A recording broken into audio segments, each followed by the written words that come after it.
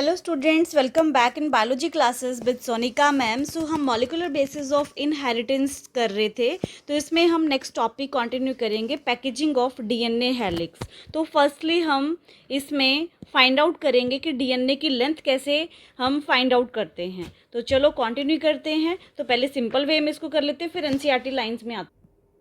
So the length of DNA का formula है यहाँ पे number of base pair into distance between two consecutive base pair.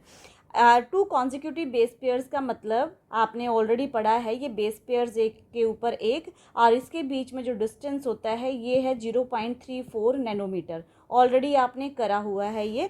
तो यहाँ पे अगर आपको बेस पेयर्स पता हैं और डिस्टेंस ऑलरेडी आपको याद रखना है, तो इस तरह से आप length of DNA find out कर सकते हैं। तो फर्स्टली आप ई कोलाई जो कि प्रोकैरियोटिक है इसका फाइंड आउट करेंगे। तो इसके बेस पेयर्स टोटल होते हैं 4.6 इंटू 10⁻⁶ बेस पेयर, और लेंथ ऑफ डीएनए को फाइंड आउट करने के लिए इसमें हम मल्टीप्लाई कर देंगे 0.34 नैनोमीटर, और ये आ गया हमारे पास 1.56 इंटू 10⁻⁶ नैनोमीटर। और अगर हमने इसको मीटर में कन्वर्ट करना है तो 10⁻⁻9 कर देंगे, और में कन्वर्ट करना है तो 10⁻³ कर देंगे। तो ये आ गया हमारे पास 1.56 mm।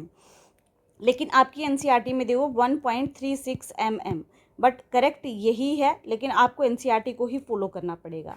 सो नेक्स्ट है ह्यूमन डीएनए की लेंथ कैसे फाइंड आउट करें। तो सेम इसमें ह्यूमन डीएनए के जो बेस पेयर्स होते हैं टोटल 6.6 इंटू 10⁻9 बेस पेयर्स, और इसमें हम मल्टीप्लाई कर देंगे 0.34 नैनोमीटर, और हमारे पास इसकी लेंथ आ गई 2.2 इंटू 10⁻9 नैनोमीटर, और मीटर में कन्वर्ट करने के लिए इसमें आ गई ये मीटर में 2.2 मीटर्स।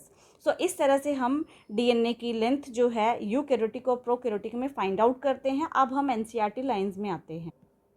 तो यहाँ पे आपको दिया हुआ है, ये आपको अभी करा आपने कि टू कॉन्जिक्यूटिव बेस पेयर्स में कितना डिस्टेंस होता है 0.34 नैनोमीटर।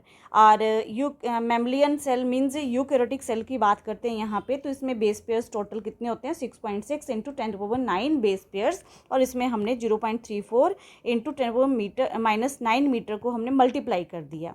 तो यहाँ पे हमारे डीएनए की लेंथ आ गई 2.2 मीटर्स। और यहाँ पे अगर हम साइज़ की बात करें न्यूक्लियस की, तो अप्रोक्सीमेटली 10⁻⁻6 मीटर होता है। तो इतना छोटा सा साइज़ है न्यूक्लियस का, और इतना लेंथ डीएनए की 2.2 मीटर को फिट करना है।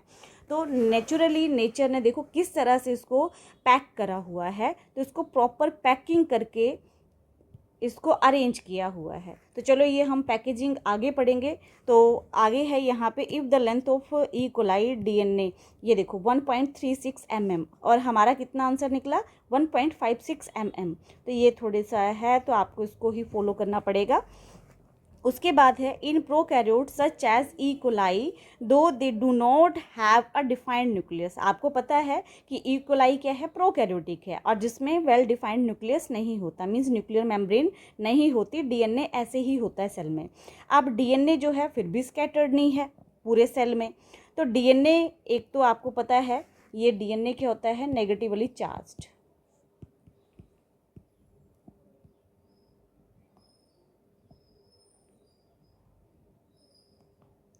देन ये इसमें बेसिक ये एसिडिक इन नेचर होता है।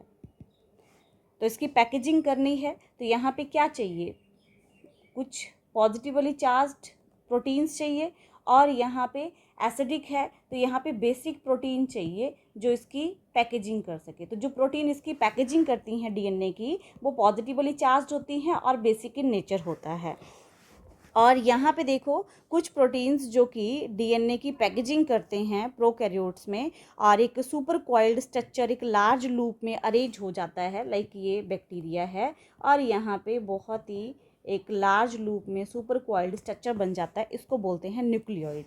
क्या बोलेंगे इसको बोलेंगे न्यूक्लियोइड। क्लियर। सो इस तरह से है। आगे है हेल्ड बाय प्रोटीन्स। ये अभी मैंने बता दिया आप लोगों को कि ये बेसिक प्रोटीन्स इसको होल्ड करके रखती हैं। सो आज हम इतना ही करते हैं, नेक्स्ट हम यूकैरियोट्स का करेंगे। Thank you.